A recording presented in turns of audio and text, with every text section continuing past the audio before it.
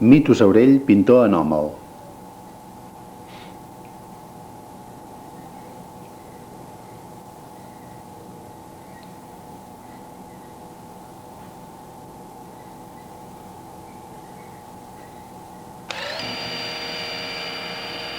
D'aquesta manera comencem aquest reportatge, perquè hem de dir que del que estem tractant és d'un pintor anòmal que realitza, com a tal, una pintura anòmala.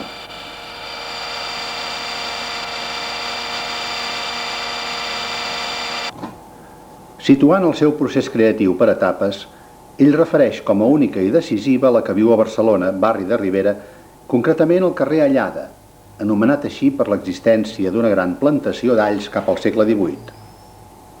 Aquí hi ha un pis vell i atrotinat, propietat d'un germà seu.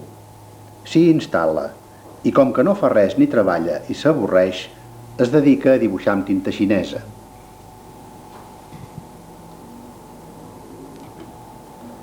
Descobreix la plomilla i es sorprèn de les seves possibilitats, sobretot en la precisió i netedat de línies i punts. Personatges sols i estranys són els seus temes preferits, també d'altres situacions, a vegades summament grotesques i sense sentit.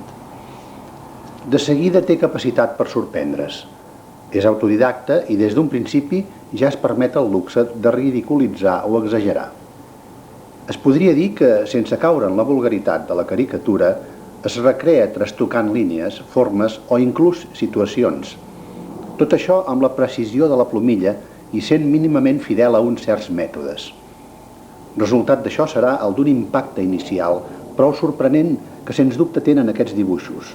Malgrat tot és necessària una segona atenció que convida a apreciar multitud de detalls, expressions i humor que resulten agradables a la vista. No obstant, aquesta etapa serà més aviat breu perquè ell vol acolorir aquestes idees. Els seus intents en altres camps, com aquarel·la, guaix o oli, no són massa afortunats, excepte en treballs aïllats com un autorretrat pintat al guaix. Com que té la necessitat de treballar per subsistir, fa de pintor de parets. Serà aleshores quan descobrirà l'esmalt sintètic, pintura emprada per pintar portes i finestres. La brillantor i puresa dels seus colors el fascinen de tal manera que s'hi dedicarà única i exclusivament per conèixer-la i aprofundir-hi.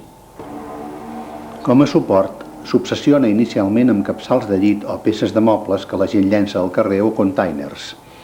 Sobretot seran aquests capçals de llit, disseny anys 50-60, que per la seva diversitat de formes li suggereixen alguna cosa. Hi aplica l'esmalt sintètic i el resultat no deixa de ser sorprenent.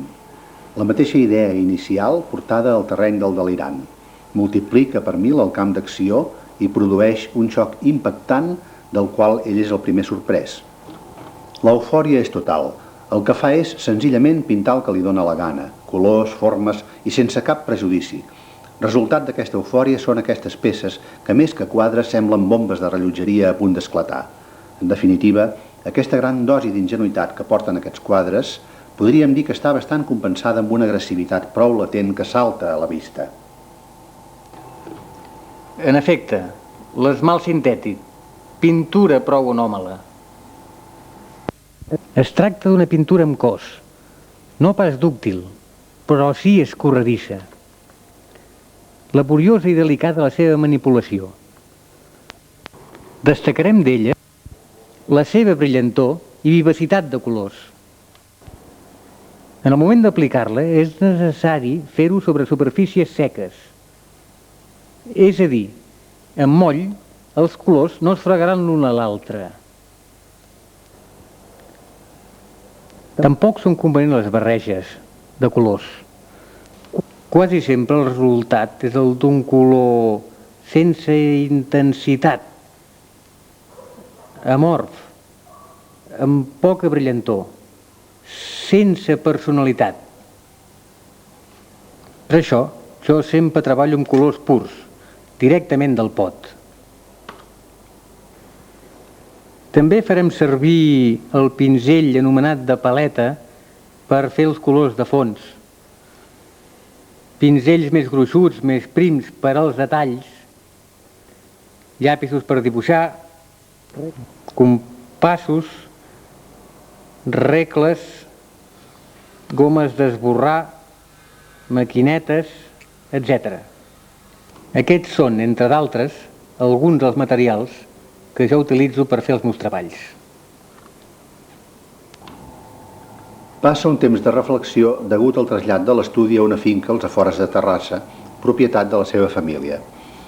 Aleshores comença a notar un canvi profund i vol concretar més en els temes com a tals, i es qüestiona la capçalera de llit com a format vàlid.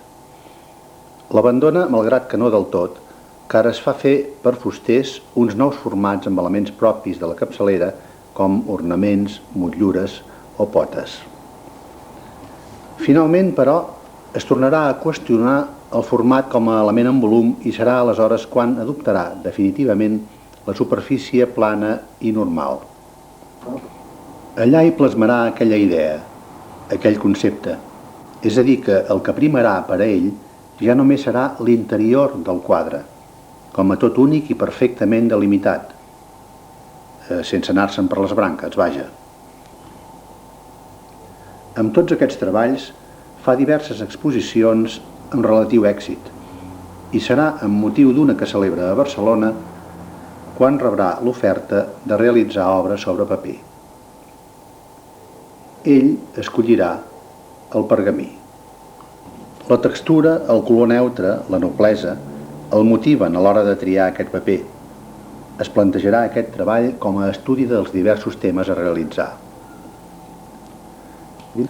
Primerament es recrea amb el bodegó, un bodegó però estrany, anòmal, combinant elements de manera inusual, establint entre ells un diàleg absurd. També treballa el personatge, l'expressió sobretot, el gest, a vegades la ganyota. Una vegada ha estudiat profundament tota aquesta sèrie d'objectes i personatges, els hi ha de buscar una ubicació, un indret. Com a conseqüència d'això, elimina el pergamí no ja com a suport, sinó com a fons d'aquell objecte o personatge i acoloreix i omple tota la superfície o suport que se li presenta, que serà, en aquest cas, simple tauler de fusta contraxapat. Ja no té importància respectar el format, la qüestió és acolorir, omplir de formes, perspectives, amplis espais, interiors inquietants, de tot una mica. Certament, aquestes situacions, indrets, personatges, objectes, tal com estan ubicats de manera tan enrevessada, no responen a cap raonament mínimament lògic o racionalista. Per un cantó, això podria ser fruit d'aquella gran contradicció inicial. Per què no? Però per un altre, i com ha confessat el mateix pintor en nombroses ocasions, l'absurd i l'irracionalisme resulten per a ell una gran descàrrega d'agressivitat. Malgrat tot, aquest irracionalisme no deixa de suggerir altres conceptes en aquesta obra. Per exemple, podríem parlar de desmitificació, també d'anarquia o potser inclús d'humor sarcàstic. Tot això resultat d'una actitud irracional, pintar sense vocació. Mitos Aurell afirma no tenir vocació de res, tampoc de pintor. Potser el resultat d'aquesta gran contradicció es vegi reflectida en els seus quadres, o potser no tingui res a veure això. Això no ho deu saber ni ell.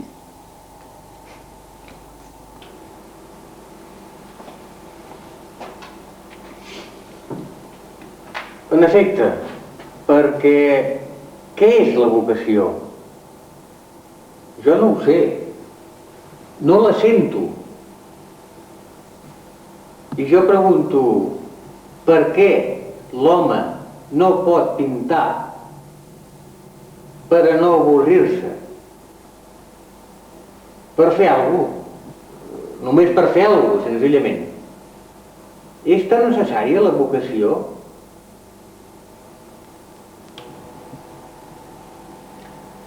Quantes persones han desenvolupat tasques prou importants en la seva vida,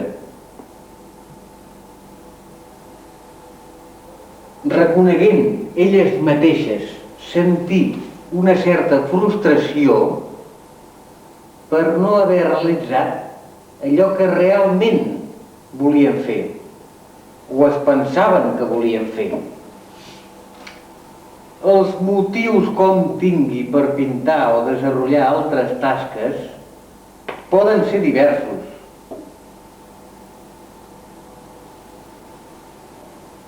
Però és que no pot ser un d'aquests motius pintar per a no voler avorrir-se.